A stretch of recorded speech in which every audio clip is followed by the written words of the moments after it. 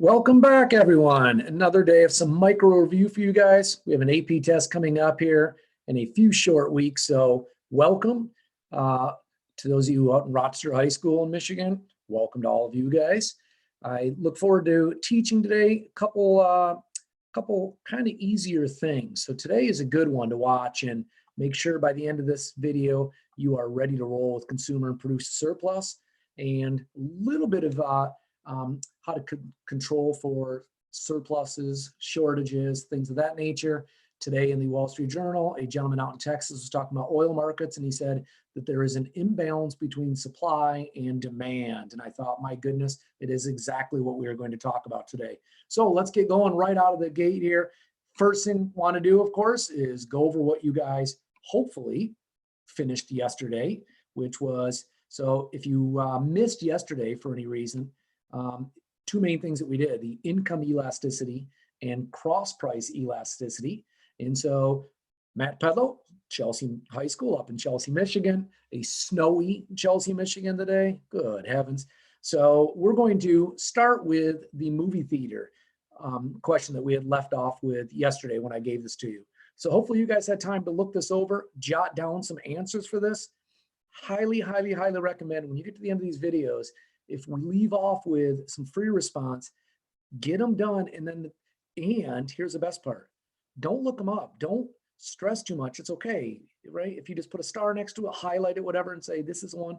Today, when we go over it, if you missed it, then let's figure out why. You can go back, and hopefully my explanation is getting you through this. So if the theater raises movie ticket prices by 10%, by what percentage change? And in what direction will quantity demanded for movie tickets change in the short run? Okay, so this is what we spent the last 2 days talking about. A lot of discussion over elasticity.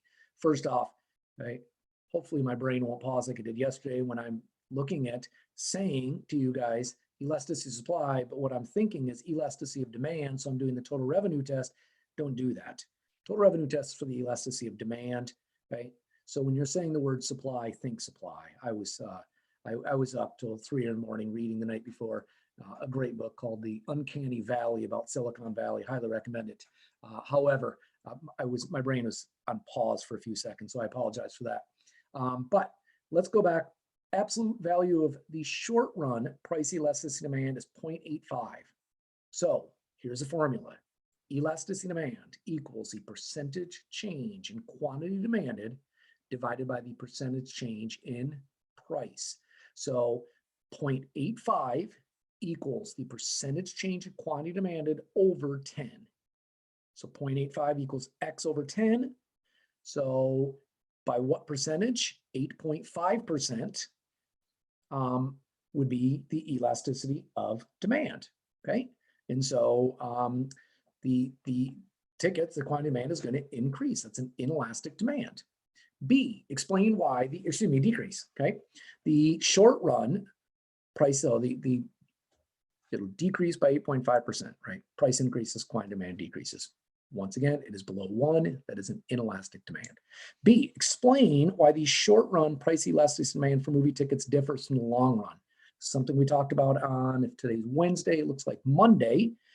Why? Because you can actually put down a couple answers. If this is a question on May 20th and you guys get to this, you could say because you have more time to adjust. A better answer is in the long term, there'd be more substitutes. Because right now, like in the short run, if prices increase and I need to buy it. In the long run, I could figure out, maybe I could go buy a substitute, okay? See what will happen to total revenue from movie ticket sales in the long run if prices increase. So you have to go back. You look at your long run elasticity demand is 3.2. That should trigger a thought in your brain. If it's over 1, the demand is elastic. And if you raise prices, what happens to total revenue? It goes back to that total revenue test. So if price increases and demand is elastic, total consumer spending will decrease. And the reason is because 3.2 is greater than 1. It's elastic, okay? And then D, are movie tickets a normal good or an inferior good? So go back to the income elasticity of demand is 0.75. So that's a positive number. It's not negative. What does that mean? That means if my income increases, the quantity change is going to be positive 0.75. That's a normal good. I buy more of the good. And then E, given the increase in the price of movie tickets back in part A, what would be the impact on the demand for, we'll say, popcorn, good X. Now you're going back to the cross price elasticity right here. And the key is it's negative. What, in fact, does that mean, right? If it's negative, that means that if the price of one increases, I buy less of the other. So they are complements. And it says use an appropriate graph. So you graph supply and demand. And I'm not going to do this one because this is an easy one with you.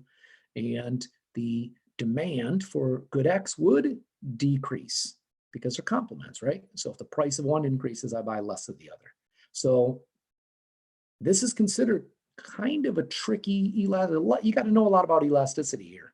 If you got through that and you feel good, beautiful. Move on and let's get to something else, which is exactly what we're doing today, which is 2.5 and 2.6 market equilibrium, consumer produced surplus, and then disequilibrium. What happens when you're not at equilibrium? I'm going to go through some multiple choice with you guys today. I'm going to go through some free response, leave you with one free response. And then tomorrow, we're going to do what students normally say, things like, are we doing tax graphs, price ceiling, price floors, and trade graphs? So basically 4 main graphs we're going to do tomorrow, all of which could be on your AP test. So let's get through today. Let's roll. Hopefully you guys are ready to go. You got a pen, you got something to write with. So there's our supply and demand market. I'm going to draw or supply and demand graph, excuse me. I'm going to have these drawn as much as possible. Keep us out of the document cam over there. And hopefully you guys can, adjust. So we know at equilibrium, okay, the quantity demanded equals the quantity supplied. This is what equilibrium is. We're right here. The quantity people are willing to buy is what the quantity producers are willing to supply. Number two, we say it's allocatively efficient. Why? Either it's where your marginal benefit, right? Your marginal benefit, each additional, the amount of money you're willing to spend on each additional good, or your additional benefit from each additional good. And that's your demand. And then your supply is your marginal cost, which is the additional cost to produce one additional good. And that's what producers care about. What is the cost as they're producing? And so we know that at equilibrium, they equal each other. And if they do, that means we're allocatively efficient. Allocate means to give out. So we're giving it out most efficiently at equilibrium. And number three, good news. There's no surpluses. There's no shortages. Anytime you're at equilibrium, this can be kind of a trick question because a lot of times they'll say like, if there's something in the market and they put a tax on it and now you're at equilibrium. And so kids' brains just immediately go to the, and trying to do it. No. If you're at equilibrium, there are no surpluses and no shortages, okay? Important to know. So that's what equilibrium means. The buyers want to buy the same quantity the producers want to sell us. So why is the oil market out of whack? Well, they're willing to supply a tremendous amount of oil. We don't want oil. Why? Because we can't go anywhere. So you think, so listen to this statistic. Airline flights yesterday, Sunday, from 1 year ago are down 96%. So think about all the jet fuel that's not being purchased. Think about all the people driving to the airport who aren't. Now think about, like, Michigan has very restrictive laws right now about where you can go. You're not supposed to go across the street to your neighbors and watch TV type thing. They want people, right? Most states do, hunker down so these people aren't driving. So since none of us are driving, the demand is falling. Well, if demand falls, that drives down price. If supply increases, that also drives down price. So price for a barrel of oil yesterday was in the $20 range. I mean, this is absolutely unheard of. We should be normal times, $60 to $70 a barrel of oil. So his point is the market's out of whack right now on oil. And so how can they try and get the demand up? Well, they can't. They can only affect supply, okay? So, and we also, this is key, the last thing here is when you're at equilibrium, when you're allocatively efficient, your total surplus is maximized. And that's what we're going to talk about today. So consumer and producer surplus. So at equilibrium, we know that the equilibrium quantity is 300, the equilibrium price is $2. But let's look at this demand curve for a second. Up here, there are people whose marginal benefit is higher than $2. The price they're willing to pay, let's take this person, is $2.50. So if you're willing to pay $2.50, but you get the good for $2, there's some type of benefit to you, correct? I'm willing to pay more. So people always say, like, your parents may have said this to you. You always try and get the cheapest. No, that's bad economics, right? Maybe you want the best value. All right, we're getting closer. What the economist says is you want to maximize consumer surplus. So let's say that I have a teenage daughter and I'm going to buy her a used car, which I'm not, by the way, if you know her. But let's say I was. So I have a price in mind. Okay, I have $5,000 and I'm willing to go buy her a used car. So what is my goal? It's to not spend $5,000, correct? What is the producer's goal? Well, they might be willing, let's say that car dealer, they might be willing to sell me down here, but obviously they want to sell up here. So here's a great question for you. I ask my students this all the time. Where do you meet? And some of you are sitting right now, or you're probably laying down. Maybe you're in the fetal position watching this, who knows? And some people say you meet in the middle. What? If you were in business right now, your manager would not be happy with you. Why would you meet in the middle? No, your goal is to maximize consumer surplus. You want to go as low as humanly possible. So if you can meet in the middle and keep going and keep going and keep going and really put the pressure, the producer is trying to charge you the maximum you're willing to pay. So if I go alone and in my mind, I say, this is what I'm willing to spend, I obviously don't tell them that. If I take my teenage daughter and she sees a car and says, this is perfect, it's $5,000 and that's exactly what we have and I want it, now I can't maximize my consumer surplus because the dealer probably knows more information than I wanted that dealer to know. So your goal is to maximize consumer surplus. So when we talk about consumer surplus, what is this term? It is simply the amount buyers are willing to pay for a good minus what they actually pay. I'm willing to pay $5,000 for a used car. I negotiate, I get it down to $4,000. My consumer surplus is $1,000. Okay, so that's what it is. It's pretty simple. Where is it on the graph? Well, so let's say this person, right, this quantity, let's say there's 200 people that are willing to pay $2.50 and they get it for $2. And then maybe way down here is 100 people and they're willing to pay like $2.90. You have to add all of those people up. So on the graph, it's going to be for consumer surplus, this triangle right up here. Now let's talk about producer surplus real quick. That's the difference between what producers are willing to sell the good for, because you keep in mind, it's really important on this AP test that you guys, and I know I keep harping on this, but that all of you understand why things are shaped the way they are. And if you look at a supply curve, remember down here, at this lower supply down here, these producers are willing to take like $1.50. I don't know how many, we'll make up a number, 200 producers are willing to take $1.50. But luckily for them, the equilibrium price is $2, so they're earning producer surplus. They're willing to give it up for $1.50, but they end up getting $2, okay? Buyers, there are people willing to pay $2.50, but they get it for $2. That's the consumer surplus. So total surplus is this entire thing. It's consumer surplus plus producer surplus. And we call that total surplus. And that's going to become important in a second when I introduce another term to you guys. So far, probably pretty easy to understand. I want a soda, I have $2, it costs $1.50, I end up with 50 cents change. That is my consumer surplus, okay? So on a graph, this color coded, we're making it blue today. There's our consumer surplus right here. And to find it, how do you find the area of a triangle? Well, you're going back to your math class here, probably in 8th grade, 1/2 base times height. That's how you find the area. So if there's numbers given, so in this example, right, it would be, you just 1/2 of base times height. So $3 minus $2 is $1, times 300 is 300, 1/2 that, 150, right? Easy stuff. I'm not teaching you guys anything you don't know. And then produce a surplus, it's the same exact thing, okay? It's going to be everything below the price out to equilibrium. So it's this triangle right out here. And on most graphs, they can ask you, like on a monopoly graph, when we get to imperfectly competitive firms, they can ask you how to find consumer surplus, things like that.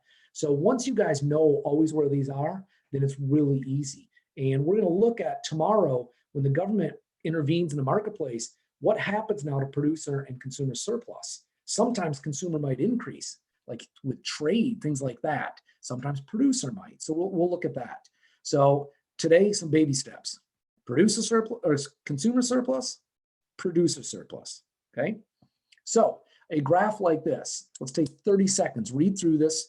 I'll go over it. We'll see if you guys can get this one. It says the diagram above shows the demand for a good if the price is originally P1 and then increases to P2 and quantity falls, so we know it'll be Q1, consumer surplus decreases by the area. Easy. The first thing you need to figure out, what was consumer surplus? Well, at a price of P1, then consumer surplus is P3, C, P1. It's this entire triangle out here, correct? If the price then increases to P2, our consumer surplus is PB, P2. It's this little tiny triangle up here. Why is that? Because if prices rise, my consumer surplus falls. Because what I was willing to pay, I'm going to have less leftover change, so to speak, with that soda. So I'm willing to pay $2. Originally it was $1.50. I get 50 cents consumer surplus. Now the price goes up to $1.75. I only get 25 cents. So a lot of times when I say you're trying to maximize consumer surplus, you might have that price in mind. You want the buying price to be as low as possible, because if it goes up, your consumer surplus is going to fall. So let's go back to this graph. Consumer surplus decreased by which area? Well, it was this whole triangle, and now it's just this little triangle. So I'll just mark it up here really quick for you. That means we lost P2 to B to C to P1, right? That was consumer surplus, and it no longer is. And so I believe the answer is B, P1, P2, B, C. Perfect. Hopefully you guys got that, okay? We'll start you out easy today. Next, let's talk about what happens when there's a surplus and, in fact, a shortage. So draw this graph really quick. It's supply and demand. And listen, the more you draw these graphs, the better you're going to do on this AP test. If you can draw these graphs and understand why things are shaped the way they are and where prices and quantity always go, you're going to be golden on this exam. So a surplus is typically found when the price is set above the equilibrium price. You're left with a surplus. And here's the definition. If on the AP test they say, what are we showing you, right? Or what define a surplus? It's simply the quantity supplied is greater than the quantity demanded. Now, no offense to so let's talk real quick. This is a good example. If you can see this down here, and if you plan on going to Eastern Michigan University, congratulations, lovely school. But their football team doesn't average a ton of fans. They are very, very, very near the bottom of total fans per year in Division I football. And one of the problems is they're 10 miles down the road from this place called the Big House, which happens to draw a few more people. So they're in competition, right? So this normal game, okay, you might see this many fans showing up. So why is there a surplus of tickets? Right? Clearly there is. Let's say, and I have no idea what the stadium holds. Let's say the stadium holds 50,000 people and only 8,000 people show up for a game. So 42,000 tickets. So let's use common sense for a second. You guys are smart, rational students. How would you get rid of the other 42,000 tickets? There's two ways you can do this, correct? You can either lower the price. Easy to do. Or reduce the quantity. So maybe you don't seat all the seats.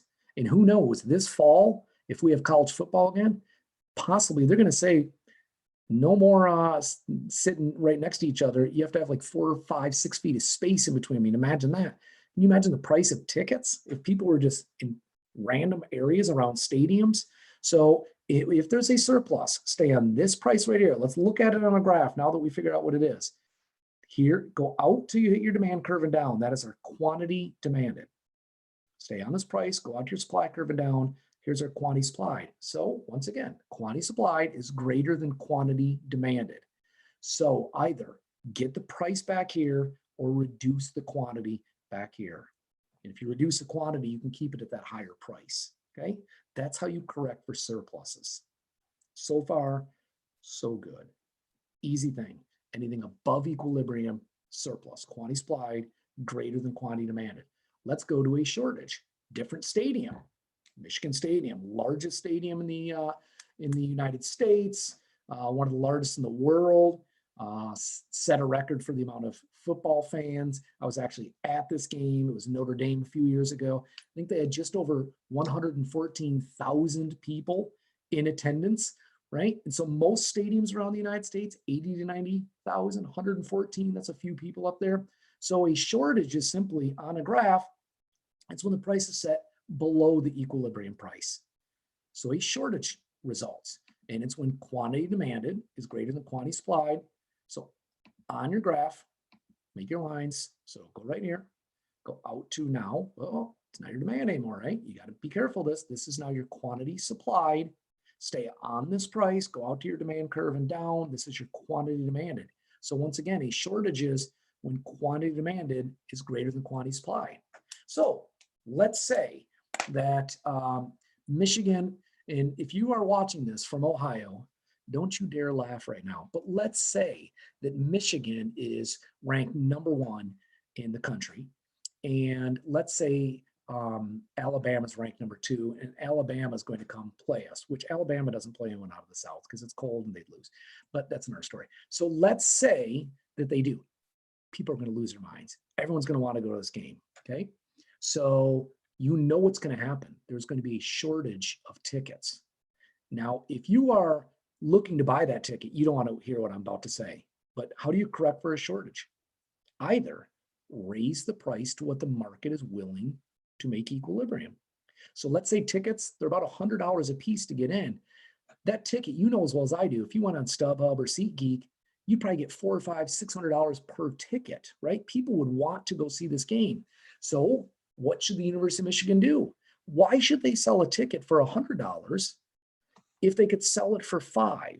Why should they let people go on StubHub and resell them? So maybe dynamic pricing, which if your teacher talked to you guys about dynamic pricing, it's great, right? Look at who's coming to town and adjust all your prices based on the demand for that game.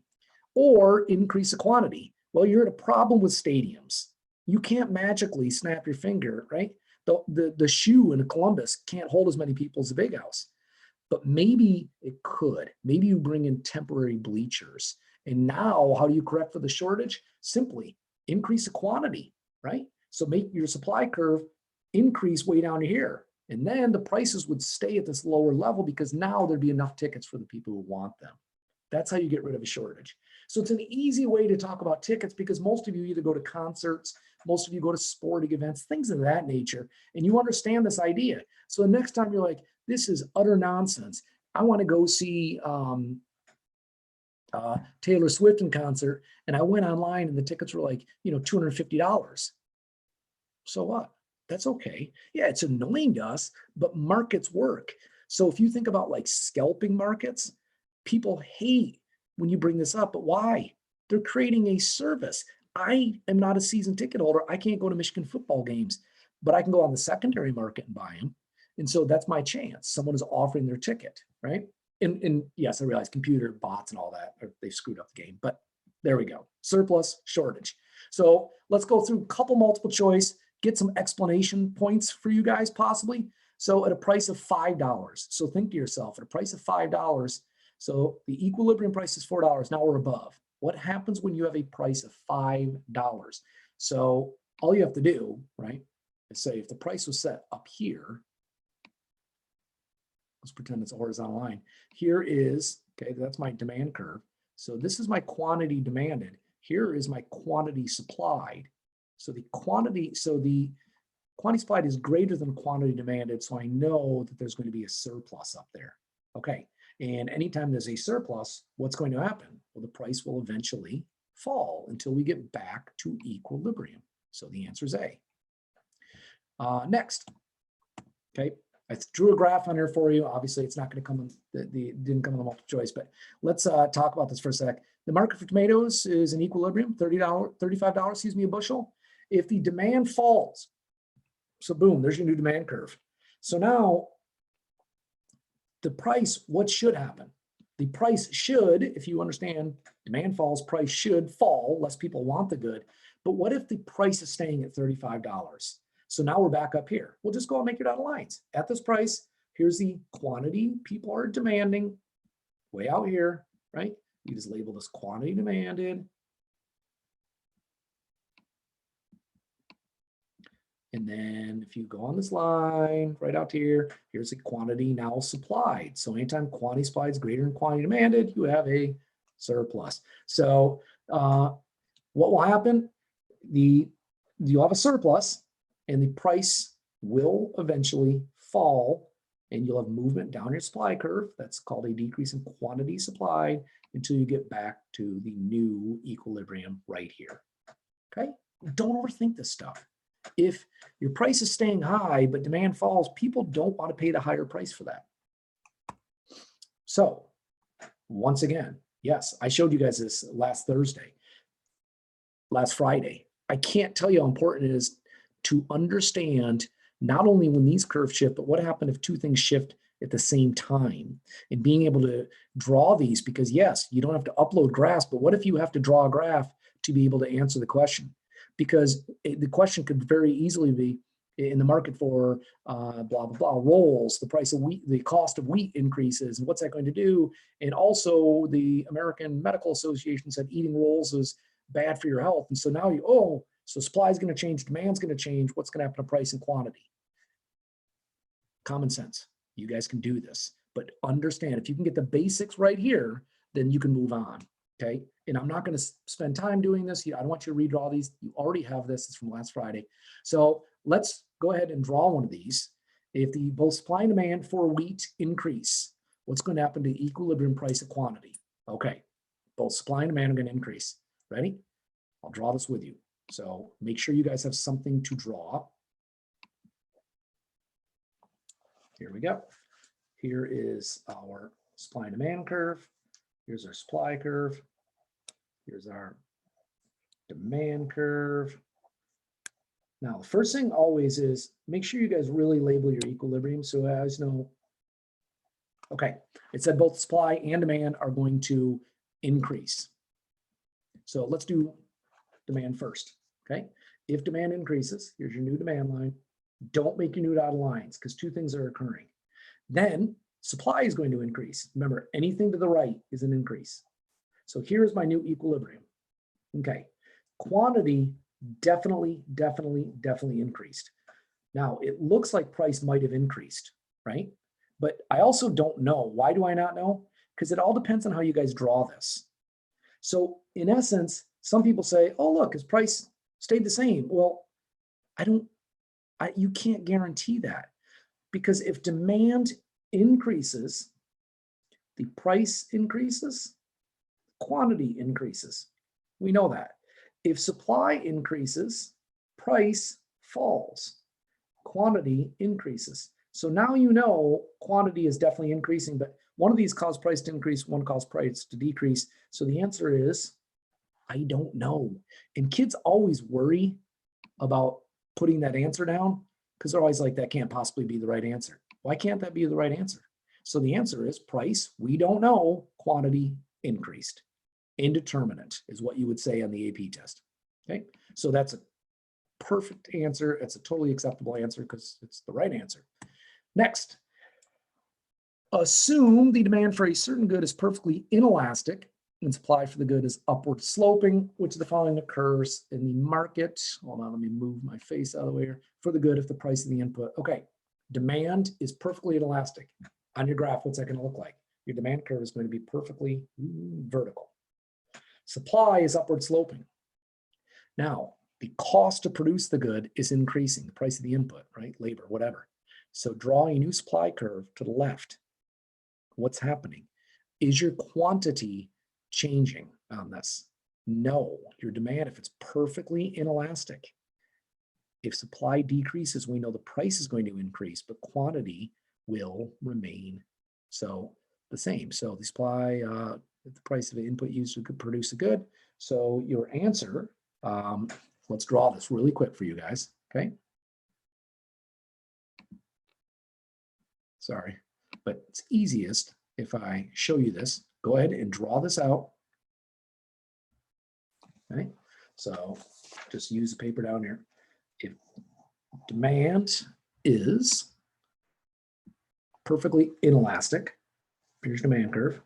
Yes, that's supposed to be a vertical line. Supply is upward sloping. Here's your quantity. And then it says, which following occurs in the market for the good if the price of an input used to produce a good increases. That means supply is going to decrease, right? Shifts. So look what happened. The price increased for the good. The quantity, however, has not. So you guys just have to make sure when you're doing these that you always understand how to draw your graphs, because that's what's going to become very important, obviously, as you go through this.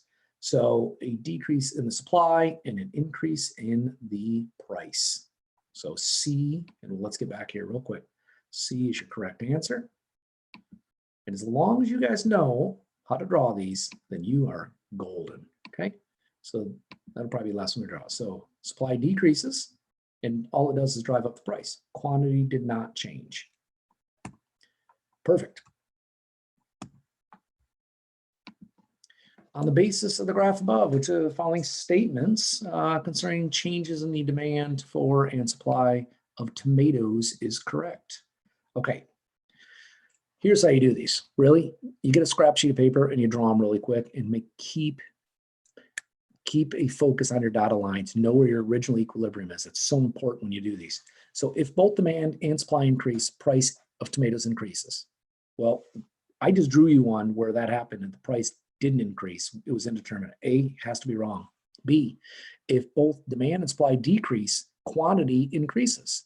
Well, if demand decreases, quantity does fall, right? That makes sense. If supply decreases, quantity decreases. So that can't be right because it says the quantity definitely increases. That doesn't make sense. C, if demand decreases, okay, so both the price and the quantity would fall, and supply increases, so the quantity increases, but price falls, then the price would definitely increase. And so if demand decreases while supply increases, so price of tomatoes sold will definitely increase. Well, no, right? Demand's decreasing and that's driving down price. D, if demand decreases while supply increases, so the quantity, well, no, sold decreases, well, no, because if demand falls, quantity falls, but if supply increases, quantity is increasing. E, if demand increases and supply decreases, so if demand increases, that causes a price and the quantity to increase, correct? Draw your graphs. Demand increases, they both increase. If supply falls, price increases, but quantity falls. So what happened to both of those? The price increased. So the answer is E, okay? Important that you guys can draw these. That's all you're doing. Now, if you say, listen, why would I draw them? Why wouldn't I just take a sheet of paper and say, if demand increases, price and quantity increase, demand decreases? Even easier. But by drawing them, you always understand the shifting in these. But if you just want to draw P increases, Q increases, perfect. So let's look at some free response, okay? Assume the market for home security systems is perfectly competitive and currently in equilibrium. All right, so let me get this. I print this out here so I can switch over to the document cam, help you guys through this. They want us to show the equilibrium. So go ahead, take a sec here and perfect. Draw what you guys have, and you'll see if it matches up with, in fact, what I have.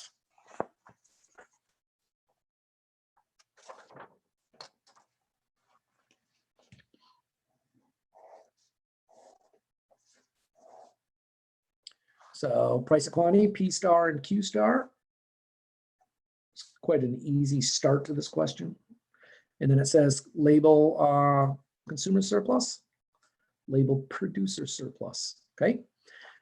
Suppose the government imposes a binding price ceiling. Redraw your graph, label the price ceiling as P2, price ceilings we're going to do tomorrow. Price ceilings, right? Ceiling, low, floor, high. So the price ceiling has to, in fact, be below.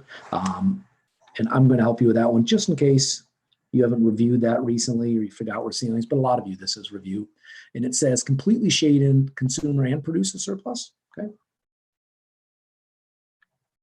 I'm going to show you that in just a second. And then suppose the demand falls, what's going to happen to both consumer and producer? All right, so let me switch over really quick my camera. I'll walk you guys through this one.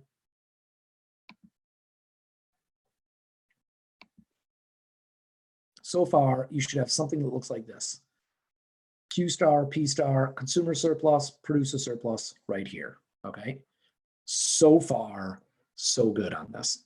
Now, it said, suppose I put a price ceiling. So here's my price ceiling down here. So I had to label it P2, not PC.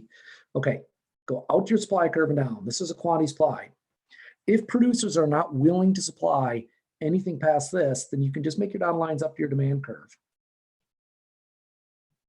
And so if you say, wait, why? Because there's no market activity past this point. They're not willing to produce anymore past this. So now this is what your surplus looks like. And don't fret too much about this because tomorrow we're really going to go into this. But I know for a lot of you guys, this is a little bit of a review. So that's what it would look like. And I just really want to focus on this idea of surplus anyways today. Okay, this is what's known as a deadweight loss. We're going to talk about that. And then it says, suppose the demand for home security systems decreases and the pricing remains binding. What happens to consumer surplus? Okay, so right now, my consumer surplus is this. It's for these consumers right here. They love this idea that there's a pricing. They're getting something rather cheap here. Right? Producer is now this down here. And I know it's hard to see, but that's our producer. Consumer is this whole thing up here. And so what happens if demand falls? If it's still binding, it means demand cannot, go past this point. So if demand falls somewhere like right here, and here it is now, my new equilibrium, then we know consumer surplus is going to fall, right? Price is set up here. What about producer? There's going to be no change to it. This is still binding in effect, so it's not affecting this at all. It's just affecting our consumer surplus up here. Okay. All right. Good stuff. Good stuff. Hopefully that makes sense to you guys.